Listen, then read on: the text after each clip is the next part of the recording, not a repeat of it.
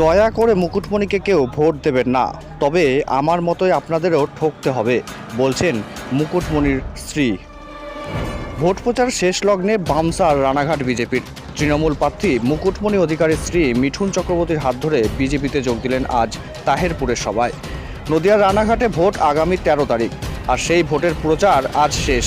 প্রচার পর্বের শেষ লগ্নে রানাঘাট লোকসভার তাহেরপুরের বিজেপির প্রচারে আসেন অভিনেতা মিঠুন চক্রবর্তী, আর তার হাত দিয়েই আজ তৃণমূল প্রার্থী মুকুটমণি অধিকারীর স্ত্রী যোগ দেয় বিজেপিতে।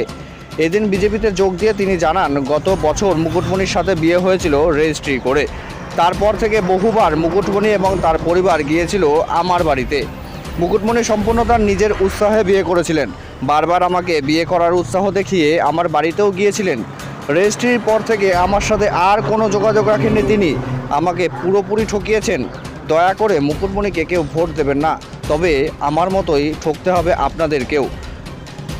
এই রকমটাই বললেন মুকুটমণির স্ত্রী। রেজিস্ট্রি করা ওয়াইফ আমি, স্বাস্থ্যিকা ভুবনেশ্বরী। ব্যাপারটা হচ্ছে গত বছর 28শে মে 2023 উনি আমাকে রেজিস্ট্রি করে বিয়ে করেছেন। সপরিবারে ওনারা বারংবার 14-15 বার আমার বাড়িতে আমার দরজায় এসেছেন, এবং বিয়ের এই সমস্ত উৎসাহ, রেজিস্ট্রি বিয়ের সমস্ত উৎসাহ মুকুটমণি অধিকারী নিজেরই ছিল, একদম নিজের থেকে। সেই সব সমস্ত অবভিয়াসলি এফআইআর, তারপরে ক্যালকাটা হাইকোর্টের মাধ্যমে রিট পিটিশনের চার্জশিট, সব জাস্টিসরা জানেন। ওনার পাঠানো টেক্সট মেসেজ, এবং আমি বিদেশে ছিলাম বাইরে, ওখানে বিদেশ থেকে আমি ডেনমার্কে ছিলাম, কোপেনহেগেনে। ওখান থেকে আমাকে জোর করে বারংবার মেসেজ পাঠিয়ে আনিয়ে চার্জ হিস্ট্রিতে তা প্রমাণিত হয়, যেগুলো অ্যানেক্স করা আছে হাইকোর্টের রিট পিটিশনে চার্জশিটে। তো ব্যাপারটা হচ্ছে যে আমাকে জোর করে আনিয়ে ওনারাই আমার দরজায় বারংবার আসে এই বিয়েটা করার জন্য। উনি বিয়ের ব্যাপারে মানে মুকুটমণি অধিকারীরই মারাত্মক উৎসাহ ছিল, এবং ওনার পরিবারের।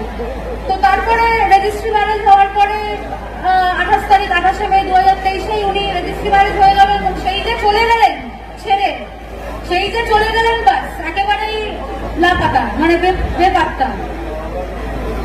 এবারে সেটাই তো আপনারা মানে মুকুটমণি অধিকারী এবং তার পরিবার আমাকে এবং আমার মাকে, আমার তো বাবা নেই, ভাই বোনও নেই, আমি আর আমার মা একলাই।